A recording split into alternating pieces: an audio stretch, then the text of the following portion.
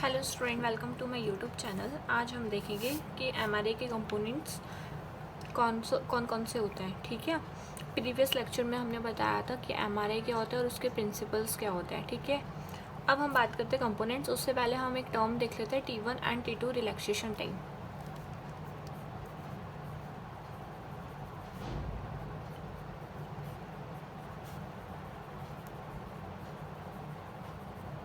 ठीक है कि T1 and T2 relaxation time. Okay, हमें पता है, देखो कि मैंने आपको बताया था कि एक्सिस पे हमारा क्या है, इस एक्सिस पे क्या है, प्रोटॉन घूम रहा है।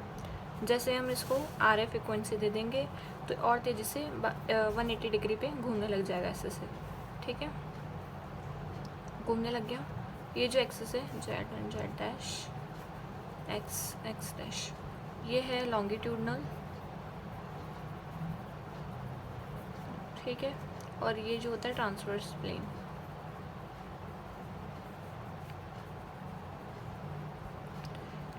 अब क्या होता है, जैसे ही 90 डिग्री पे घूमता रहेगा, ऐसे था फिर ऐसे हो जाएगा। ठीक है, 90 डिग्री पे। अब जैसे हम क्या करेंगे, ये आरएफ जो रेडियो फ्रिक्वेंसी है हम उसको स्टॉप कर देंगे। ठीक है, तो क्या करेगा, जैसे इसने एनर्जी एब्जॉर्ब करी, घूमने के बाद क्या करें, अपनी धीरे धीरे अपनी रिलैक्सेशन पोजीशन पे चल जाएगा। जो पहले की पोजीशन थी इसकी, उसकी पोजीशन पे चल जाएगा, यानी यहाँ से रिटर्न बैक हो जाएगा। ठीक है, अब रिटर्न बैक हो जाएगा तो ऑफ कोर्स सारे तो हो नहीं सकते रिटर्न बैक। ठीक है, जो हो जाएंगे, ठीक है, जितने, जैसे सपोज करो 63% हाइड्रोजन एटम रिटर्न हो गए, क्या हो, रिटर्न हो गए। ठीक है, तो इस रिटर्न को, जो 63% हाइड्रोजन एटम को रिटर्न होने में, जेड एक्सिस पे रिटर्न होने में जो टाइम लग रहा है, ठीक है, जो टाइम ले रहा है 63% हाइड्रोजन एटम जो है वो अपनी मतलब एक्स एक्सिस से जेड एक्सिस में पहुंचने के लिए जो टाइम लगा रहा है उसको हम क्या बोलेंगे, T1 रिलैक्सेशन टाइम। ठीक है, तो इसको हम क्या बोलेंगे, T1 रिलैक्सेशन टाइम। तो हम लिख देंगे कि time taken bye 63% recover for its longitudinal plane। ठीक है, 63% टाइम टेकन लग रहा है, ठीक है, रिकवर होने में, यानी यहाँ से जा रहे हैं। तो T1 रिलैक्सेशन टाइम कितना टाइम ले रहा है, 63%। कितना टाइम ले रहा है, T1 रिलैक्सेशन टाइम बोलते हैं। ठीक है, अब क्या होता है T1 रिलैक्सेशन टाइम। अब T2 रिलैक्सेशन टाइम क्या होता है कि T2 रिलैक्सेशन टाइम क्या होता है, पहले तो T1 रिलैक्सेशन तो लॉन्गिट्यूडनल प्लेन में होता है। ठीक है, ये क्या होता है, लॉन्गिट्यूडनल प्लेन में होता है, लॉन्गिट्यूडिनल प्लेन। और कौन सा एक्सिस पे होता है, जेड एक्सिस पे होता है। ठीक है, T2 T1 T2 रिलैक्सेशन में क्या होता है,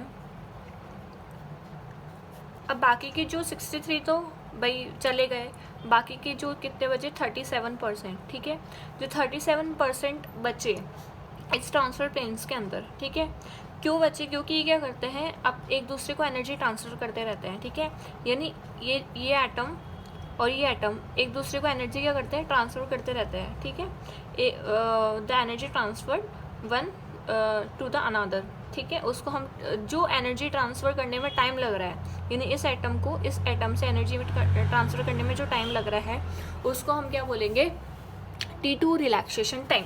ठीक है, T2 रिलैक्सेशन टाइम बोलेंगे। तो time taken by 37% recover for its transverse plane. ठीक है, इसमें एनर्जी जो होती है ट्रांसफर्ड होती है वन टू द अनदर। ठीक है, one atom to the another atom energy transfer होती है। ठीक है, बात करते हैं T1। इसका जो ग्राफ होता है वो क्या होता है, इस तरह से होता है, स्लो होता है, स्लो ग्राफ होता है।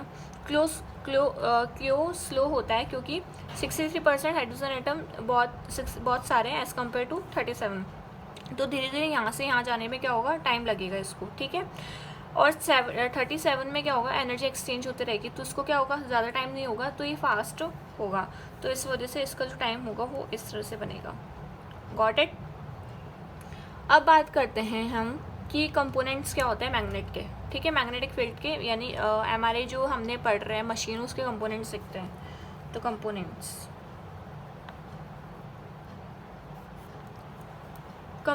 में क्या होता है, मैग्नेट होती है इसके अंदर, ठीक है।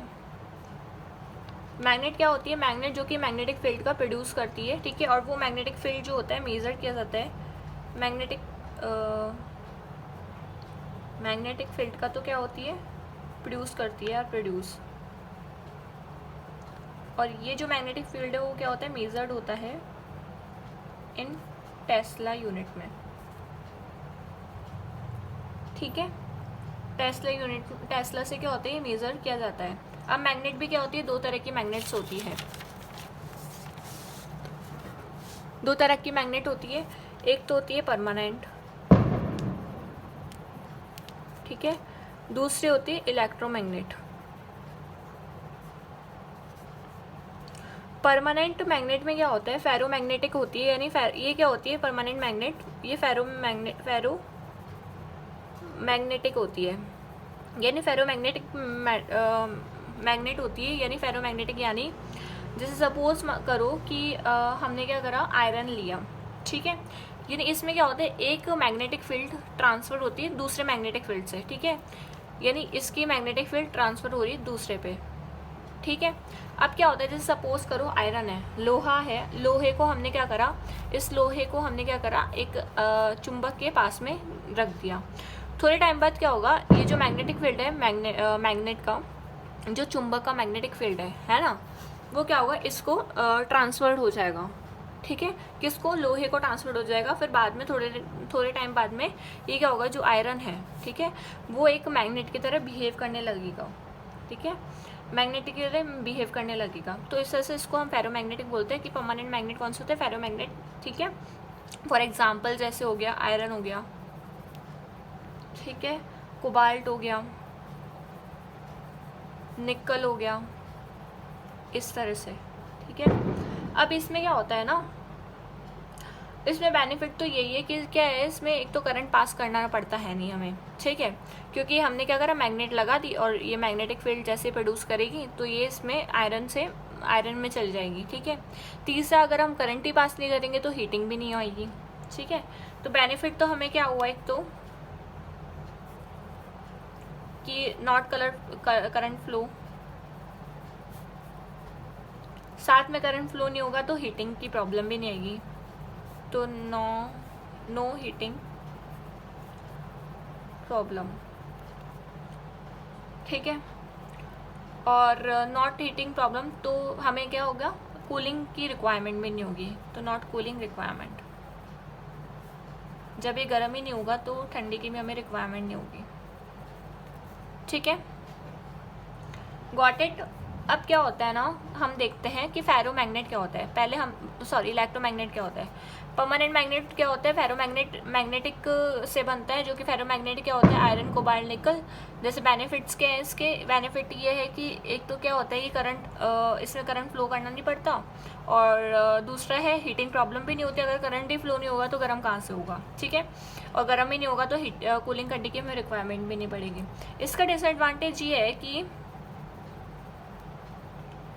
ये जो मेटल होती है ना, मतलब ये जो मैग्नेट्स होती है ना, ये जो मैग्नेट होती है ना, वो बहुत ज़्यादा हैवी होती है, ठीक है, बहुत ज़्यादा भारी होती है, ठीक है, इनको कंटेन करना बहुत मुश्किल होता है, तो इसलिए हम इलेक्ट्रोमैग्नेट का यूज़ करते हैं, ठीक है। तो इलेक्ट्रोमैग्नेट क्या होते हैं, दो टाइप से इलेक्ट्रोमैग्नेट होते हैं, एक तो होता है रजिस्ट्रेटिव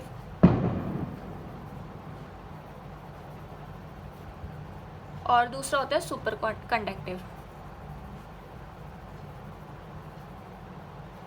ठीक है। रजिस्ट्रेटिव होता है और सुपर कंडक्टिव होता है, ठीक है। तो रजिस्ट्रेटिव जो होता है, रजिस्ट्रेटिव में क्या होता है, मैग्नेटिक फील्ड फॉर्म होता है, ठीक है। अब होता है क्या है, सपोज जैसे मान लो हमने क्या लिया, एक रॉड ले ली, ठीक है, इस तरह से हमने क्या कर लिया, एक रॉड ले ली और उसमें जो कॉपर का वायर है हमने क्या करा, वाइंडिंग कर दिया, इस तरह से कॉपर का वायर हमने वाइंडिंग कर दिया, कॉपर का वायर हमने वाइंडिंग कर दिया, और इसमें क्या कर दिया हमने एसी को एसी करंट दी, यानी ऑल्टरनेटिंग करंट हमने पास कराई। अब क्या होगा, जैसे हम पास कराएंगे तो मैग्नेटिक फील्ड का फॉर्म होगा, ये करेगा मैग्नेटिक फील्ड फॉर्म करेगा, ठीक है। अब फॉर्म कर दिया, जो इसकी रेंज होगी, फॉर्म मतलब ये कितने रेंज से फॉर्म हो रहा है, तो इसकी जो रेंज होगी वो होगी, इसकी जो रेंज होगी वो कितनी होगी 0.01 to 0.07 टेस्ला होगी, जो कि ये क्या होगी, ये जो रेंज होती है बहुत कम होती है, बहुत लो होती है रेंज, ठीक है, जिसकी वजह से क्या होगा, इमेज फॉर्म ही नहीं हो पाएगी। तो इस मैग्नेटिक फील्ड का तो कोई मतलब ही नहीं है, अगर फील्ड ये हमें इमेज ही नहीं दे रहा है ये मैग्नेटिक फील्ड, तो फिर हम इस मैग्नेट का करेंगे क्या। फिर हम आता है सुपर कंडक्टिव। सुपर कंडक्टिव में होता क्या है, ये जो सुपर कंडक्टिव होती है इसमें है ना, ये कॉपर से नहीं बनती है, ठीक है, यानी कॉपर की वाइंडिंग नहीं होती है इसके अंदर। इसमें होता क्या है कि कॉपर और टाइटेनियम को और कॉपर को मेल्ट करके उसमें क्या कर दिया हमने, टाइटेनियम और नोबियम को हमने क्या कर दिया, मेल्ट कर दिया, मतलब उसमें डाल के और मिक्स करके उसको अच्छे से मेल्ट कर दिया, ठीक है। अब क्या होगा ना, इसके डालने से ये होता है कि अगर ज़्यादा करंट हमें मतलब देनी है तो ये क्या मेल्ट नहीं होता है, ठीक है।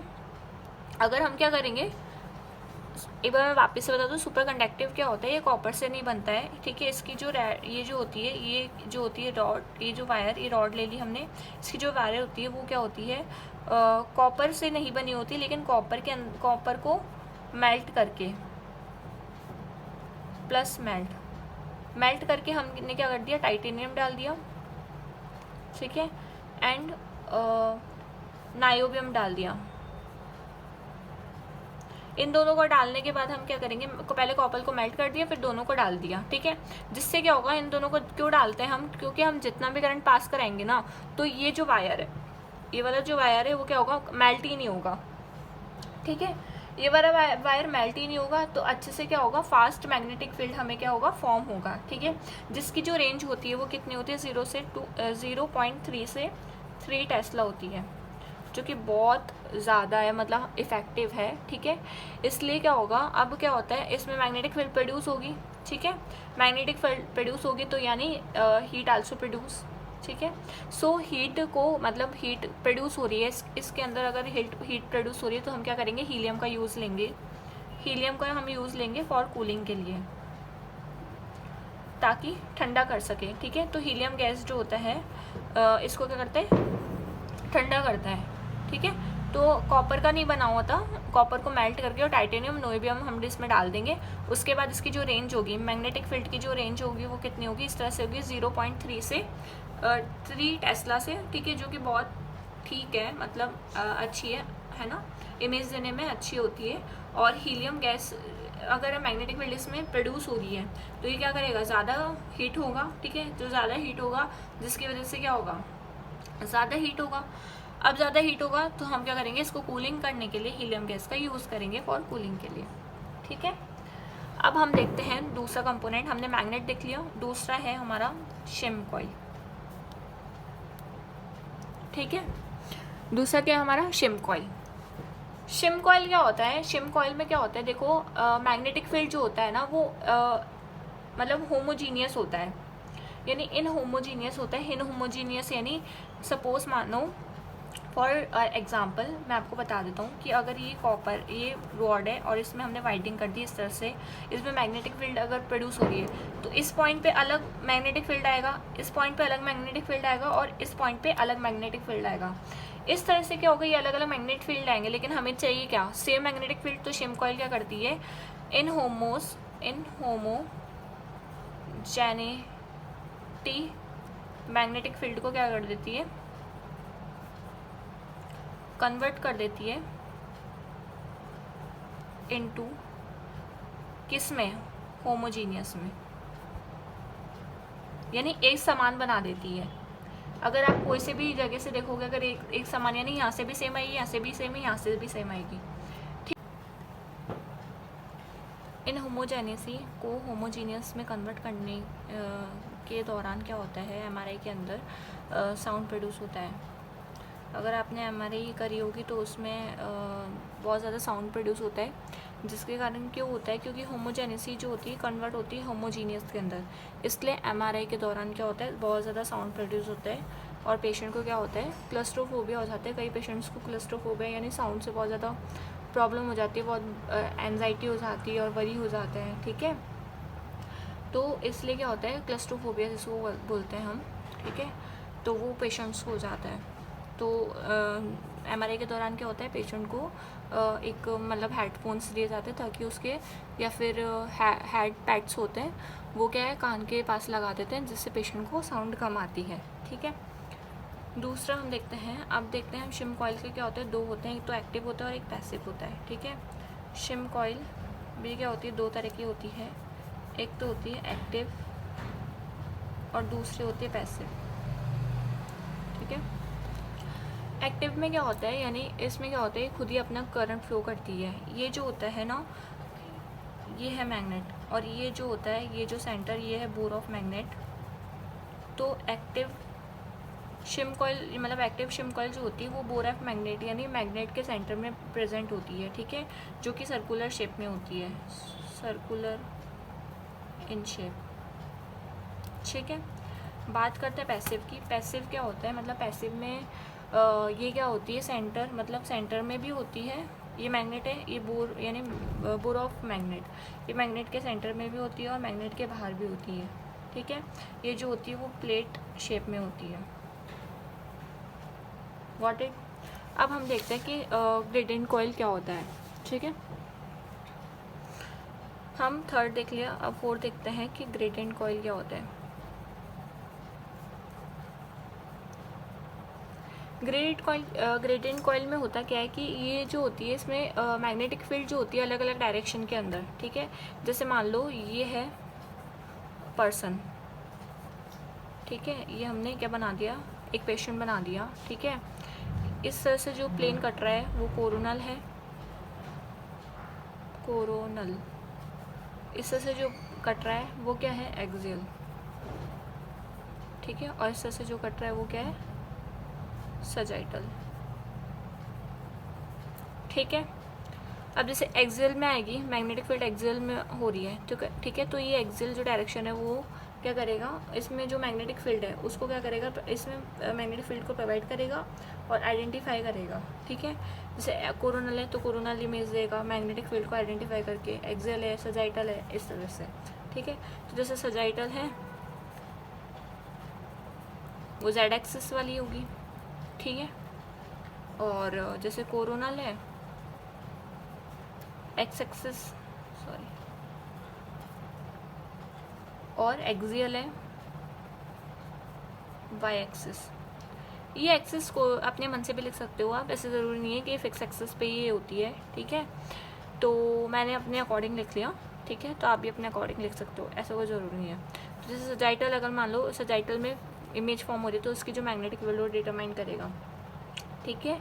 अगर मैग्नेटिक फील्ड क्या हो रही है, वाई एक्सिस पे प्रोवाइड, जैसे मान लो वाई एक्सिस यानी एक्सियल पे प्रोवाइड हो रही है, ठीक है, यानी एक्स एक्सिस मतलब वाई एक्सिस पे मैग्नेटिक फील्ड प्रोवाइड की जा रही है, तो ये क्या करेगा, यानी एक्सियल स्लाइस देगा हमें, ठीक है।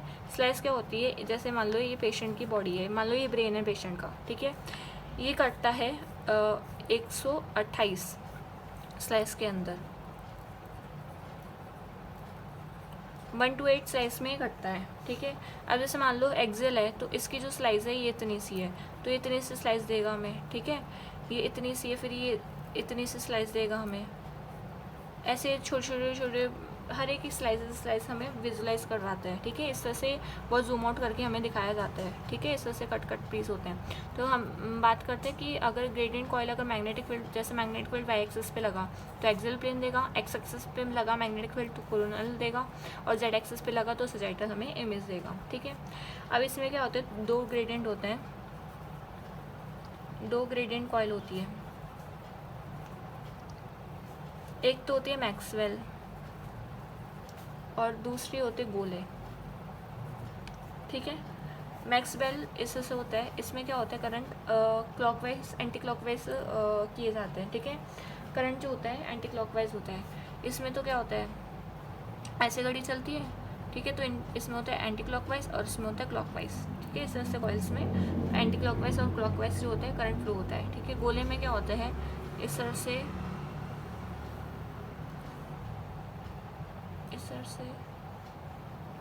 सॉरी इस तरह से होता है, सॉरी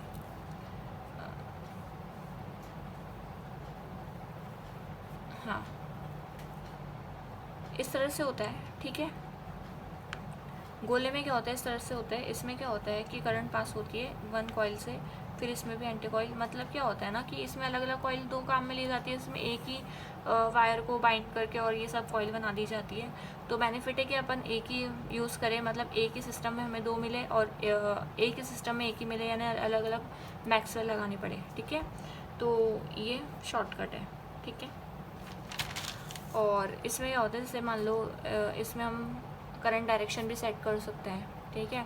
जिससे करंट डायरेक्शन इस तरह से पॉजिटिव नेगेटिव में लगा दी, और इस तरह से पॉजिटिव नेगेटिव डायरेक्शन सेट कर सकते हैं हम करंट की, ठीक है। अब हम देखते हैं कि आरएफ कॉइल में क्या होता है, third and fourth. RF coil यानी रेडियो फ्रिक्वेंसी कॉइल।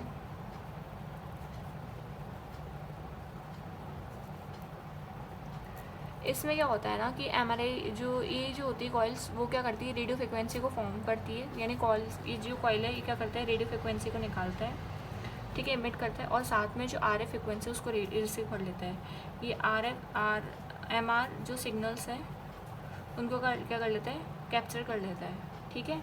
ये जो होते हैं अलग अलग साइज़ में होते हैं, जैसे सर्कुलर हो गया, ठीक है, या थोड़ा रेक्टेंगुलर शेप में हो गया, थोड़े वायर शेप में यानी सोलेनोइड शेप में हो गया, ठीक है।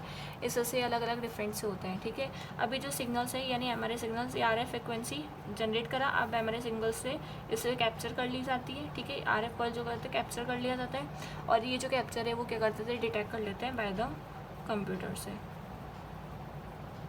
ठीक है। कंप्यूटर से क्या होता है, डिटेक्ट कर लेता है और क्या कर देता है, फॉर्म करता है इमेज की, ओके। अब बात करते हैं कि प्रिकॉशंस क्या होते हैं। देखो एमआरआई के अंदर प्रिकॉशंस बहुत ज़रूरी है। प्रिकॉशंस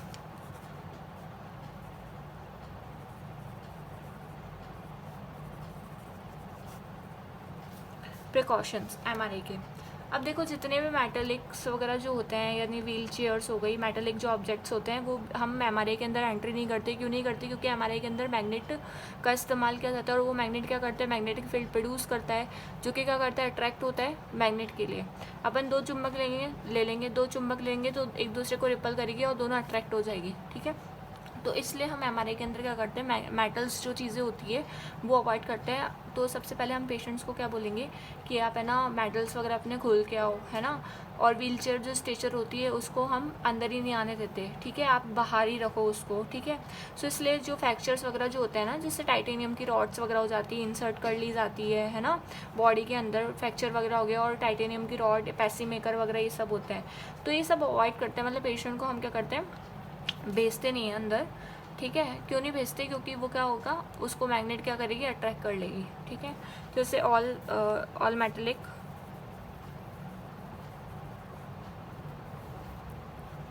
आर रिमूव कर दिए जाते हैं फ्रॉम पेशेंट बॉडी,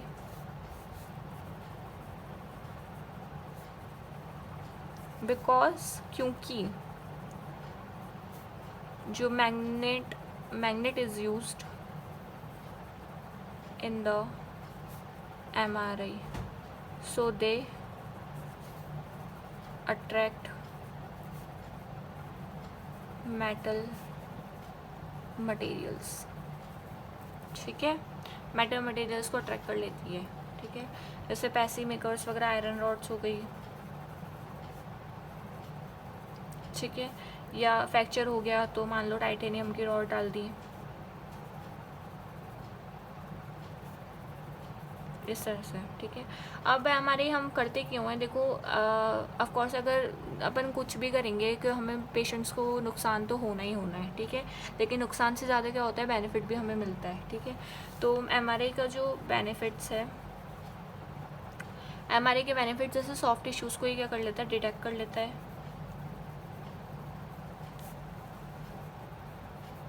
ठीक है।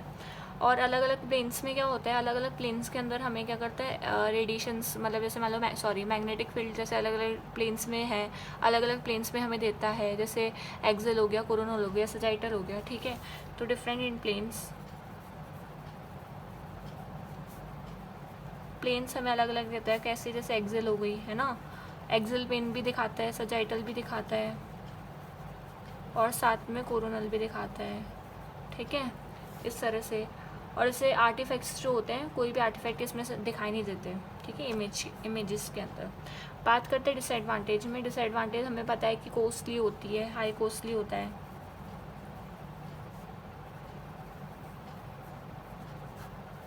जो हाई कॉस्ट होती है इसकी, हाई कॉस्ट इक्विपमेंट्स होते हैं, ठीक है। और क्या होता है कि टेक्निक भी जो होती है बहुत कॉम्प्लेक्स होती है, इसलिए हमें टेक्नीशियन भी क्या होता है नॉलेजेबल होना चाहिए, है ना।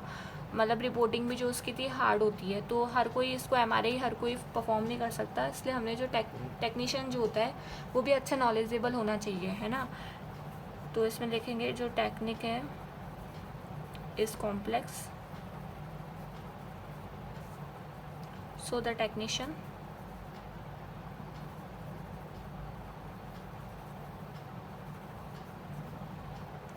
are knowledgeable.